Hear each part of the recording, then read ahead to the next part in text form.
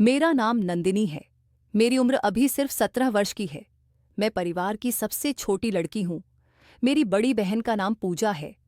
आज का दिन भी सामान्य ही गुजर रहा था। हम सब माता पिता के साथ बैठकर हंस बोल रहे थे। तभी अचानक घर के दरवाजे पर किसी ने दस्तक दी। रात के 10 बज चुके थे। इतनी देर किसी के आने से सब चौंक गए। पिताजी उठकर दरवाजे की ओर गए। माँ, मैं और बहन सबकी नजरें उधर टिकी हुई थीं। जब पिताजी किसी को अंदर लाए तो उनकी आवाज से ही पता चल रहा था कि कोई महत्वपूर्ण व्यक्ति आया है। हम तीनों तुरंत खड़े हो गए। जब वे लोग अंदर आए तो माँ, मैं और बहन आश्चर्य से उन्हें देखते रह गए, क्योंकि वे कोई और नहीं बल्कि हमारे गांव के जमींदार और उनका बेटा राहुल थे। वह बहुत आकर्षक दिखते थे। मेरी बहन तो तुरंत कमरे में चली गई, क्योंकि पुरुषों के सामने ऐसे आना हमें मना था। मैं और बहन कान सटाकर उनकी बातें सुनने लगीं। हमारे घर वाले चिंतित हो गए, क्योंकि वे बहुत धनी और बड़ी हवेली वाले थे। उनकी प्रतिष्ठा अलग स्तर की थी। अगर कोई उनके घर जाता तो अमीर बनकर लौटता, और आज वे खुद हमारे घर आए थे। यह कोई साधारण बात नहीं थी। फिर कुछ पल बाद जो हमने सुना, उससे मैं और मेरी बहन स्तब्ध रह गईं। राहुल अपने पिता के साथ मेरी बहन के लिए विवाह प्रस्ताव लेकर आए थे। वे पूजा से शादी करना चाहते थे। ये बात चौंकाने वाली थी। मैंने बहन की ओर आश्चर्य से देखा, जबकि बहन ऐसी हो गई जैसे पत्थर की मूर्ति। वे तुरंत दरवाजे से हटकर बिस्तर पर बैठ गईं। उनका चेहरा ऐसा लग रहा था मानो कोई सदमा लगा हो, जबकि मैं अब भी उनकी बातें सुन रही थी। राहुल खुद मेरे पिताजी से परिचित थे और उन्हें आश्वासन दे रहे थे कि चिंता न करें, मैं पूजा की अच्छी देखभाल करूंगा। हम पूरे विश्वास के साथ यह प्रस्ताव लाए हैं। जीवन की हर सुख सुविधा उसे प्रदान करूंगा। एक बार आप मुझ पर यकीन कर लें। पिताजी ने तुरंत हाथ जोड़कर कहा कि आपके जैसे प्रतिष्ठित लोग मेरी बेटी के लिए प्रस्ताव लाए हैं। ये हमारे लिए सम्मान की बात है। भला हम आपको नकार कर अपनी गर्दन कटवाएं। मैं और मेरी पत्नी दोनों सहमत हैं। माँ पिताजी ऐसे खुश हुए जैसे कोई खजाना मिल गया हो। जल्दी ही सब तय हो गया और राहुल अपने पिता के साथ लौट गए। जैसे ही वे बाहर निकले, माँ पिताजी खुशी से फूले नहीं समा रहे थे। पिताजी बोले कि इतना बढ़िया प्रस्ताव खुद चलकर आया है, यह कोई मामूली घटना नहीं है। मैं भी कमरे से बाहर आई। माँ ने मुझे गले लगाया और अपनी प्रसन्नता जाहिर करने लगी। तभी मैंने कहा कि पहले बहन से तो पूछ लीजिए कि वे इस प्रस्ताव से सहमत हैं या नहीं। आप इतने उत्साहित क्यों हो रहे हैं? तब पिताजी ने मेरी बात काटते हुए कहा कि भला उसे क्या आपत्ति होगी। इतना शानदार रिश्ता घर बैठे मिल गया। लड़कियां ऐसे अवसर के लिए तरसती हैं। यह कहकर माँ पिताजी बहन के कमरे की ओर गए, जबकि मुझे किसी अनहोनी की आशंका हो रही थी। जैसे ही माँ पिताजी कमरे में घुसे, बहन रोते हुए पिताजी से लिपट गई और सिसकते हुए बोली कि मैं यहां विवाह नहीं करना चाहती। जमींदार लोग विश्वसनीय नहीं होते। शुरू में तो स्नेह और सम्मान देंगे, लेकिन समय बीतते ही दूसरी शादी कर लेंगे। ये लोग ऐसे ही होते हैं और कई पत्नियां रखते हैं। इनकी कोई वफादारी नहीं होती। पिताजी, मैं किसी जमींदार से विवाह नहीं करूंगी। वे तुरंत विरोध जता रही थीं, जबकि पिताजी बोले, चुप रहो, हाँ कहो। क्या तुम्हें नहीं पता कि ये लोग बहुत अच्छे हैं? राहुल नेक दिल का लड़का है। मैं उसके बारे में सब जानता हूं। पूरे गांव में उसकी प्रतिष्ठा है। तुम जमींदार परिवार की बहू बनोगी, ये बड़ा सम्मान है। फिर तुम्हारी छोटी बहन भी है। कल को उसका भी विवाह करना होगा। अगर तुम आज गलती करोगी तो हम किस मुंह से लोगों से मिलेंगे और कौन तुमसे शादी करेगा? अगर तुम राहुल को मना कर दोगी। पिताजी की बात सुनकर बहन चुप हो गई, जबकि माँ ने पिताजी को इशारे से बाहर जाने को कहा ताकि वे खुद बेटी को मनाएं। पिताजी के जाते ही माँ ने बहन का हाथ पकड़ा और उनकी आंखों में झांकते हुए बोली, अगर कोई कारण है तो मुझे बताओ। बिना वजह प्रस्ताव ठुकराना ठीक नहीं है। माँ की बात सुनकर बहन ने कुछ नहीं कहा, बस चुपचाप मुंह फेर लिया। थोड़ी देर माँ ने उन्हें समझाया और फिर वे भी चली गईं। उनके जाने के बाद मैंने बहन की ओर देखा और चुपचाप अपनी जगह पर सो गई, क्योंकि रात काफी हो चुकी थी। मैं बहन से बहुत डरती थी, इसलिए उनसे ज्यादा बात नहीं कर पाती थी। मेरी बहन बहुत सुंदर थीं। प्रकृति ने उन्हें अत्यंत आकर्षक बनाया था। यही कारण था कि राहुल जैसे व्यक्ति उन पर फिदा थे। अगली सुबह सूरज चमकदार था। मैं बहन के साथ नाश्ते के लिए बाहर आई तो आंगन में मिठाइयों का ढेर लगा था। फल और अन्य सामान भी बहुत था जो बहन के ससुराल से आया था। माँ उत्सुकता से देख रही थीं। हम दोनों के आने पर वे हमें भी वहां ले आईं। मेरे चेहरे पर खुशी छा गई और मैं हर चीज देखने लगी, जबकि बहन सबसे मुंह फेर कर रसोई में चली गई। माँ उनकी पीठ देखकर बड़बड़ाई, देख बेटी कितना सामान आया है। मैं भी माँ की खुशी में शामिल हो रही थी, लेकिन बहन का व्यवहार मुझे अजीब लग रहा था। वे कभी ऐसा नहीं करती थीं। कोई समस्या होती तो बात करके सुलझाती, न कि ऐसे व्यवहार करती। मैं सिर झटककर चुपचाप घर में आ गई। बहन ने नाश्ता बनाया और मुझे बुलाया। मैं उनके पास बैठी और हिम्मत जुटाकर उनकी ओर देखते हुए पूछा कि बहन, आप राहुल से खुश क्यों नहीं हैं? वे आपको सुखी रखेंगे। मैं कुछ और कहती, उससे पहले उन्होंने कांच का ग्लास उठाकर जमीन पर पटका और मेरे गाल पर तमाचा जड़ दिया, जबकि बोली कि मेरे सामने बकवास मत करो। अगर तुमने दोबारा उसे जीजू कहा तो मैं तुम्हारी जीभ खींच लूंगी। उनका स्वर क्रोध से भरा था, जबकि मैं उनका यह रूप देखकर स्तब्ध रह गई कि मेरी बहन को क्या हुआ। वे बहुत अच्छी थीं, कभी मारने की बात नहीं की और न ही कभी ऐसी बदसलूकी की। हाँ, वे मुझ पर गुस्सा करती थीं, लेकिन कभी हाथ नहीं उठाती थीं। मेरा सिर्फ वह शब्द कहना उन्हें इतना बुरा लग गया। माँ भी शोर सुनकर आईं और बहन का ये रूप देखकर हैरान रह गईं। बहन ने हमें एक गुस्सायल भरी नजर दी और चुपचाप कमरे में चली गई। उनके जाते ही माँ मेरे पास आईं और मुझे सीने से लगाया। मेरी आंखों से आंसू बहने लगे। मैं बचपन से माँ, पिताजी और बहन की दुलारी रही थी, इसलिए बहुत संवेदनशील हो गई थी। जरा सी तेज आवाज या गुस्से पर आंसू आ जाते थे। अब भी वैसा ही था। थोड़ी देर रोने के बाद मैंने आंसू पोंछे, जबकि माँ मुझे लगातार समझा रही थीं, तेरी बहन पागल हो गई है, बिना वजह तुझे तंग कर रही है और खुद भी व्याकुल है। उसे छोड़, तू मेरे साथ चल, मैं तुझे अच्छा नाश्ता बनाती हूँ। मैंने चुपचाप सिर हिलाकर सहमति दी। बहन वाकई बहुत व्यथित लग रही थी और ये बात दिन बीतने के साथ सबको पता चल रही थी। जैसे जैसे विवाह की तिथि करीब आ रही थी, बहन का व्यवहार और बिगड़ता जा रहा था। एक दिन राहुल अकेले घर आए। उनका इरादा बहन के साथ कुछ समय अकेले बिताना था।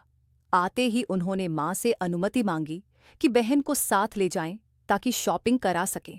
विवाह के लिए माँ ने तुरंत अनुमति दे दी, लेकिन जब माँ बहन को बुलाने गईं तो उन्होंने साफ मना कर दिया कि वे कहीं नहीं जाएंगी। माँ ने क्रोध से कहा कि वे बाहर बैठे हैं। मैं उन्हें क्या कहूँ, मैं तो हाँ कह चुकी हूँ। जबकि बहन जोर से बोली कि मुझे कोई फर्क नहीं पड़ता, जो सुनना हो सुन ले, मैं किसी के साथ नहीं जाऊंगी, मैं घर में ही ठीक हूं।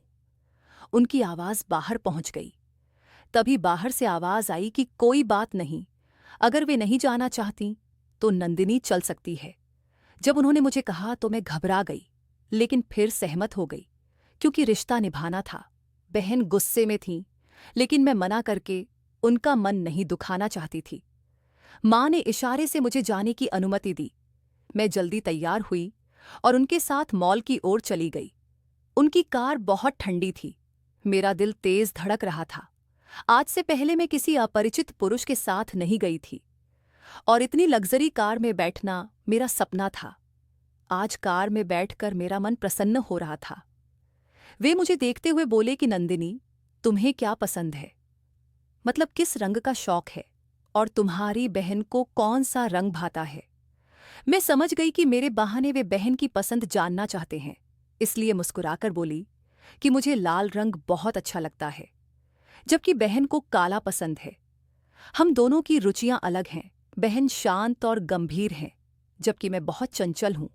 आपको मेरी जैसी साली मिली है, मैं इठलाकर बोली, जबकि वे मुस्कुराए और कहा कि हमें प्रसन्नता होगी तुम्हारे साथ समय बिताकर। तुम्हारी बहन वाकई अलग स्वभाव की है, लेकिन मुझे उनका यह अंदाज पसंद है। उनका स्वर मधुर था, जबकि मेरे चेहरे पर हंसी छा गई और मैं मन ही मन प्रार्थना करने लगी कि वे जीवन भर बहन से ऐसा ही प्रेम करें। तभी अचानक उन्होंने मुझे देखते हुए पूछा, मैं तुमसे एक बात पूछना चाहता हूं, क्या तुम जवाब दोगी? मैंने सिर हिलाकर हाँ कहा और उनकी ओर देखते हुए बोली कि आप आदेश दें, हर प्रश्न का उत्तर मिलेगा। हम आपकी सिर्फ साली नहीं, मित्र भी बनना चाहती हैं। मैं बचपन से ऐसी हूं कि अगर कोई थोड़ा सा स्नेह दे तो मैं सब कुछ न्यौछावर कर देती हूं। वे धीरे से मुस्कुराए और मुझे देखते हुए बोले कि क्या तुम्हारी बहन किसी को चाहती थी या कोई और कारण है? मैं चुप हो गई। ऐसा लगा जैसे मौन छा गया। मैंने कभी कल्पना नहीं की थी कि वे ऐसा पूछेंगे। मैं कुछ कहती उससे पहले उन्होंने बात संभाली कि क्योंकि मैंने महसूस किया है कि तुम्हारी बहन इस रिश्ते से प्रसन्न नहीं है, हालांकि तुम्हारे माता पिता और तुम बहुत खुश हो। उनकी बात सुनकर मैं घबरा गई। मुझे समझ नहीं आ रहा था कि क्या उत्तर दूं।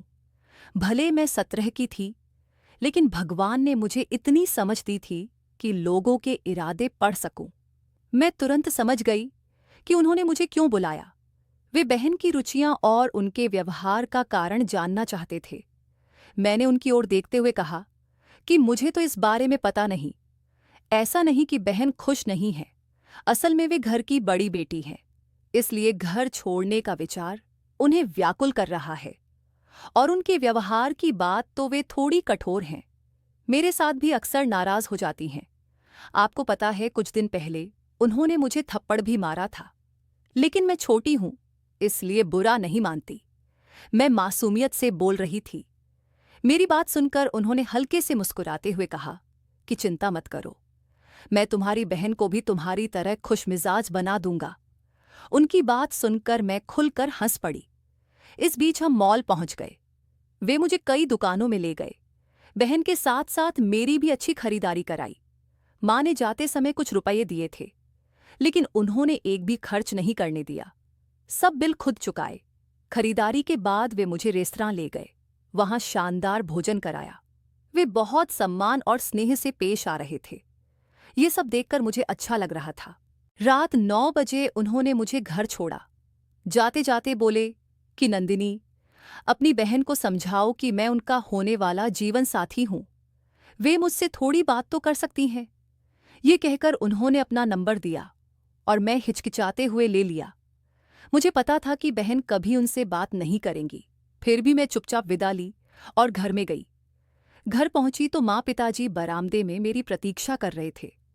मेरे हाथों में बैग देखकर हैरान रह गए। मैं उनके पास बैठी और पूरे दिन की घटनाएं बताईं। हाँ, कुछ बातें छिपा लीं जो राहुल ने बहन के बारे में कही थीं। थोड़ी देर बाद मैं कमरे में गई। बहन मुंह फेरकर लेटी थीं। मैं उनके पास बैठी और देखते हुए बोली कि बहन, आज राहुल ने आपके लिए बहुत खरीदारी की है, क्या दिखाऊं? यह सुनकर वे मुझ पर चिल्लाईं और बोली कि जाओ उसी राहुल के पास रहो, मेरे पास क्यों आई हो और आगे से उसके नाम मत लेना। तुम सबने मेरी जीवन बर्बाद कर दी, यहां से चली जाओ। उनकी बात सुनकर मैं डर गई और चुपचाप कमरे से बाहर आई।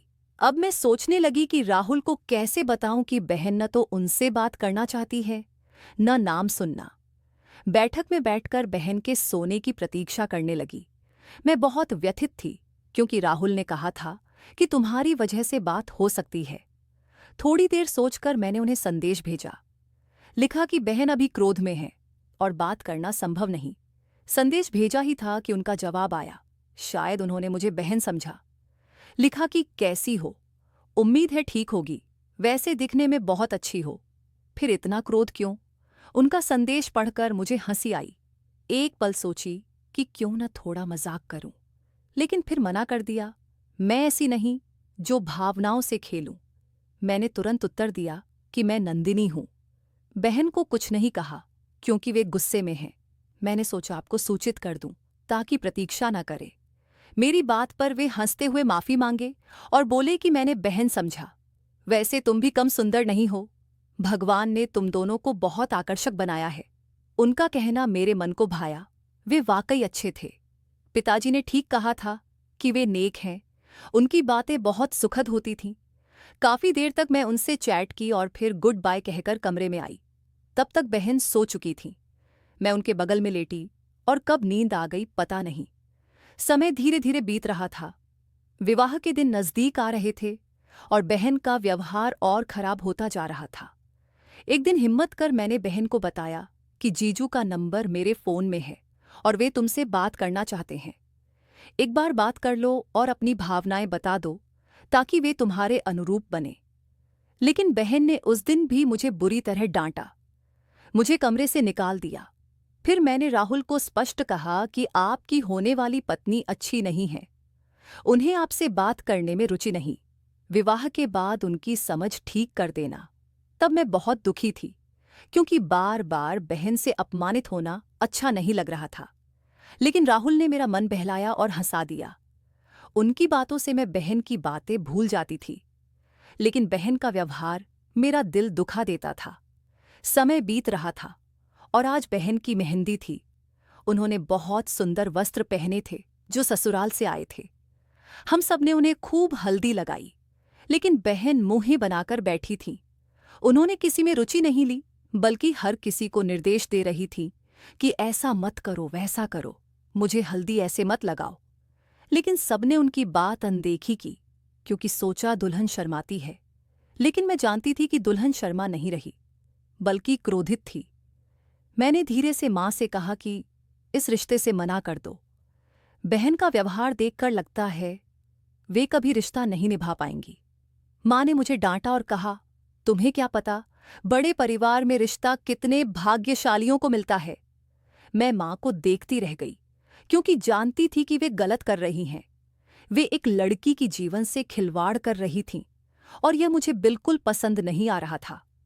समय बीत रहा था और अब बारात का दिन आ गया। आज सुबह से बहन कमरे से नहीं निकली। मां ने उनके लिए मेकअप वाली बुलाई थी, लेकिन बहन ने दरवाजा बंद कर लिया और मां से कहा कि मुझे किसी सौंदर्य विशेषज्ञ की जरूरत नहीं, मैं खुद तैयार हो जाऊंगी। मैंने बहन से कहा कि मैं आपको सजा दूं, मुझे थोड़ा मेकअप आता है, लेकिन बहन ने मना कर दिया। उन्होंने मेरे गहने और कपड़े बाहर फेंक दिए, मतलब मैं उनके कमरे में तैयार नहीं हो सकती। घर में मेहमान ज्यादा थे, इसलिए हमने विवाद नहीं किया। मैं अपना सामान लेकर मां के कमरे में गई, वहां नहाकर कपड़े पहने और सज गई। अब बारात के आने की प्रतीक्षा थी। घर में हलचल मची थी, समय तेज बीत रहा था। हमने घर बाहर शामियाना लगवाया, क्योंकि घर छोटा था और मेहमान ज्यादा। बारात का समय आया, मैं सबसे आगे थी। राहुल का स्वागत हमने भव्य किया। मैंने उनसे काफी नेग लिया और उन्होंने खुशी से दिया। आज राहुल बहुत सुंदर लग रहे थे। मैंने मुस्कुराकर कहा कि आज आप बहुत आकर्षक लग रहे हैं। उन्होंने मेरी नाक खींचते हुए कहा कि तुम भी बहुत सुंदर लग रही हो। मैं धीरे से मुस्कुराई और पीछे हट गई। अब दुल्हन को मंडप में बुलाया जा रहा था। मां, पिताजी और मैं बहन को लेने कमरे में गए, लेकिन दरवाजा खटखटाने पर नहीं खोला। घर में अब सिर्फ हम तीन थे। मैं बुरी तरह डर गई, क्योंकि बहन ऐसा कभी नहीं करती। कहीं उन्होंने कुछ अनुचित तो नहीं किया। ये विचार आते ही मेरी सांस अटक गई। मैंने घबराकर पिताजी की ओर देखा। उन्होंने मुझे शांत रहने कहा और दरवाजा तोड़ने लगे। कुछ धक्कों के बाद कुंडी टूटी और अंदर गए तो बहन वहां नहीं थी। मेरा दम निकलने लगा। मां ने शौचालय में देखा, लेकिन वहां भी नहीं। तभी मेरी नजर ड्रेसिंग टेबल पर रखे पत्र पर गई। मैंने उठाया और पढ़ा तो पैरों तले जमीन खिसक गई। पत्र में लिखा था कि मैं यह घर छोड़ रही हूं। जब आपने मेरी बात को महत्व नहीं दिया, तो मैं क्यों आपकी इज्जत का ख्याल रखूं? मुझे कोई और पसंद है और मैं उसी के साथ जीवन बिताऊंगी। आपको आपका जमींदार दामाद मुबारक, और अंत में बहन का नाम। यह देखकर मेरी जान निकल गई। बाहर मेहमान थे और घर की प्रतिष्ठा से बहन ने खिलवाड़ किया।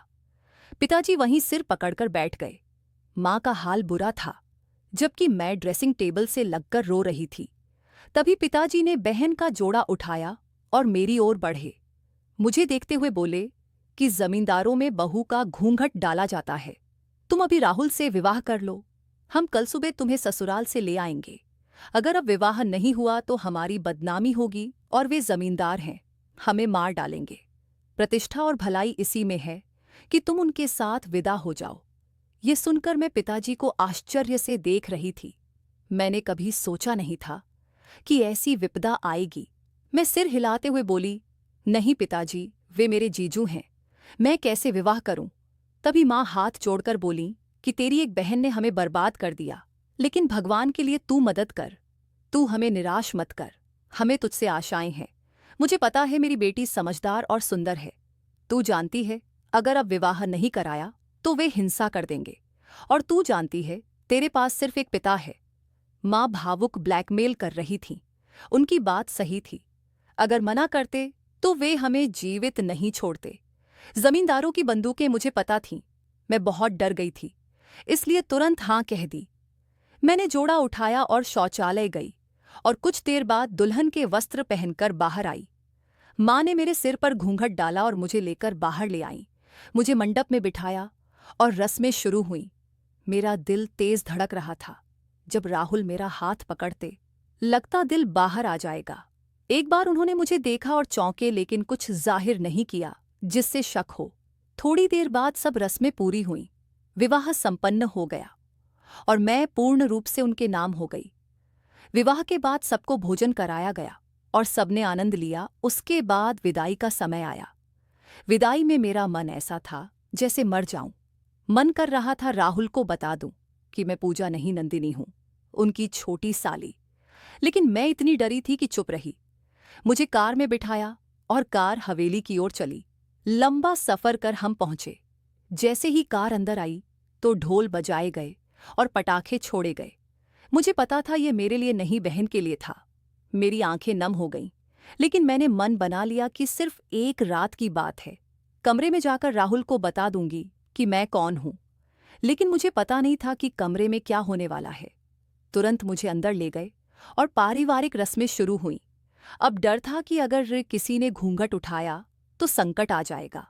लेकिन भगवान की मेहरबानी की राहुल की बड़ी दादी ने कहा कि दुल्हन का घूंघट कोई ना उठाए। दुल्हन का चेहरा उसका पति पहले देखेगा। ये सुनकर मेरा दिल धक से रहा और मैंने भगवान को धन्यवाद दिया, क्योंकि अगर अब घूंघट उठता तो मुश्किल हो जाती। जल्दी ही सब रस्मों के बाद मुझे कमरे में छोड़ा। कमरे में घुसी तो गुलाब की खुशबू आई और मेरे होंठों पर हंसी आई। एक पल सब अच्छा लगा, लेकिन तुरंत डर गई, क्योंकि जानती थी अब क्या होने वाला है। मैं चुपचाप बिस्तर पर सजकर बैठी। दिल तेज धड़क रहा था। लग रहा था बाहर निकल आएगा। थोड़ी देर बाद दरवाज़ा खुला। मैं जानती थी कौन आएगा। मन में प्रार्थना कर रही थी कि राहुल मेरी स्थिति समझे, लेकिन डर था कि वे मना न करें या क्रोधित न हो। लेकिन कहते हैं डर की बात न हो, ऐसा नहीं होता। कमरे में राहुल ही आए। आते ही खुशी से अभिवादन किया और मेरी कुशल पूछी। लेकिन मैं कैसे बताती कि मैं पूजा नहीं, उनकी छोटी बहन हूं। थोड़ी देर बाद वे मेरे पास बैठे, मेरा हाथ पकड़ा और जो कहा उससे मेरी रूह कांप गई। बोले कि यह नाटक बंद करो, घूंघट हटाओ, मैं जानता हूं तुम कौन हो। ये सुनकर मेरी सांस अटक गई। मैंने घबराकर उनकी ओर देखा। तभी उन्होंने मेरी कमर में हाथ डालकर पास किया और खुद घूंघट उठाया। मैं आंसू भरी आंखों से देख रही थी। तभी उन्होंने बिना कुछ कहे मेरे होंठ चूम लिए। ये देखकर मेरा दिल कांप उठा। वे बोले, मैं सब जानता हूं, लेकिन तुम्हारे घर वालों को मुझे पहले बता देना चाहिए था। मंडप में लाने से पहले अगर वे बता देते कि तुम्हारी बहन भाग गई है तो मैं विवाह नहीं होने देता। मैं बुरी तरह डर गई और राहुल की ओर देखकर बोली, हम डर गए थे, सोचा आप हमें मार देंगे, क्योंकि जमींदार ऐसे ही होते हैं। पिताजी बहुत घबरा गए थे। हमारे पास कोई नहीं है। मैंने आपको पहले बताया था कि बहन इस रिश्ते से प्रसन्न नहीं थी। उन्होंने पहले ही मना किया था। तभी वे बोले कि मैंने भी तो पूछा था कि क्या वे किसी को चाहती हैं, तुमने क्यों नहीं बताया। ये कहते हुए वे पास आने लगे। ये देखकर मेरा दिल तेज धड़का। उनका निकट आना मुझे डरा रहा था। तभी उन्होंने मेरी गर्दन में चेहरा छिपाया और नशे में बोले कि तुम्हें लगता है मैं तुम्हारे साथ अच्छा व्यवहार करूंगा। तुमने मुझे छला है और यह विवाह धोखे पर है। मैं तुम्हें दिखाऊंगा कि छल का प्रतिशोध कैसे होता है। ये कहकर उन्होंने मेरा दुपट्टा उतार फेंका और मुझ पर हावी हो गए। मेरी सांस रुक गई। मैं रोते हुए बोली, भगवान के लिए ऐसा अत्याचार मत करो, मैं निर्दोष हूं, मैंने कुछ नहीं किया। बहन की गलती की सजा मुझे क्यों? मैंने तो आपकी प्रतिष्ठा बचाई है। अगर मैंने विवाह नहीं किया होता तो समाज आप पर भी थूकता कि जमींदार होकर दुल्हन भाग गई। मेरी बात सुनकर वे एक पल रुक गए, जैसे मैंने सटीक बात कही हो। थोड़ी देर बाद उन्होंने मुझे छोड़ा और कमरे से निकल गए। मैं सिर थामकर बुरी तरह रोने लगी। थोड़ी देर बाद दरवाज़ा खुला और मेरे पति की दादी और माँ अंदर आईं। मेरा घूंघट चेहरे पर नहीं था और मैं रो रही थी। तभी दादी ने मेरा हाथ पकड़ा और बोली, क्यों रो रही हो बच्ची? तुमने तो नेक काम किया है। अगर तुम सहमत न होती तो हमारे परिवार की बदनामी हो जाती, लेकिन तुम्हारी बहन को क्षमा नहीं मिलेगी। यह कहकर उन्होंने मुझे उठने का संकेत किया, जबकि मैं डर गई कि अब वे बहन के साथ क्या करेंगे। जो भी हो, वे मेरी बहन थीं और मैं उनसे बहुत प्रेम करती थी। हमारे बीच गहरा स्नेह था, लेकिन इस प्रस्ताव से हमारी मुश्किलें शुरू हुईं।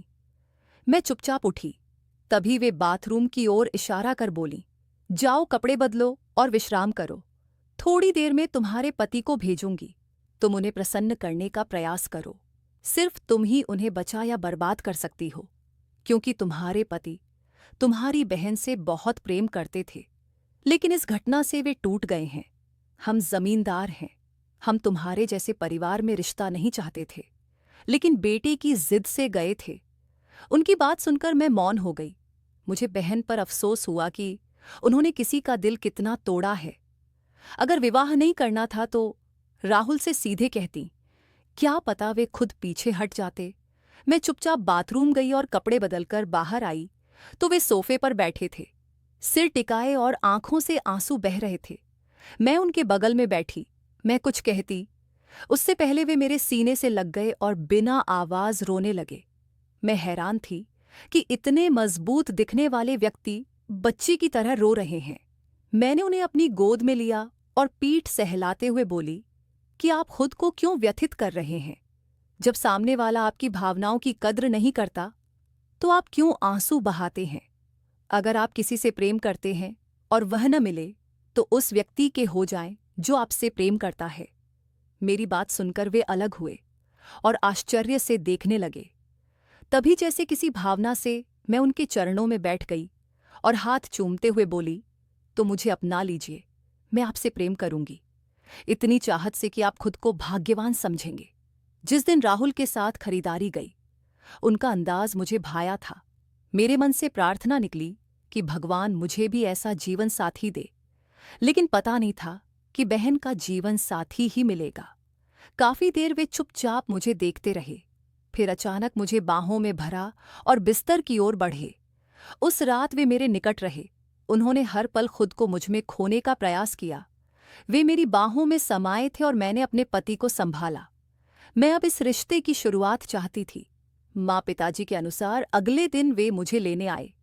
उन्होंने बड़े जमींदार से माफी मांगी, मतलब राहुल के पिता से, लेकिन मैंने मना कर दिया। मैंने कहा कि मैं अपने पति के साथ रहना चाहती हूँ और घर बसाना चाहती हूँ। राहुल ने भी सहमति दी। उनका कहना था कि मैं अपनी पत्नी नहीं छोड़ूंगा और तुम्हारी बड़ी बेटी को माफ कर दिया, क्योंकि सत्य है कि जब जिससे प्रेम हो वह न मिले तो उस व्यक्ति के हो जाए जो आपसे प्रेम करता है। यह कहकर उन्होंने मुझे पास किया और माथा चूमा, जिसे महसूस कर मैंने शांति से आंखें बंद कीं और अब हम सुखपूर्वक जीवन बिता रहे हैं। मित्रों, अगर आपको आज की यह कथा अच्छी लगी तो वीडियो लाइक करें और चैनल सब्सक्राइब करें। धन्यवाद।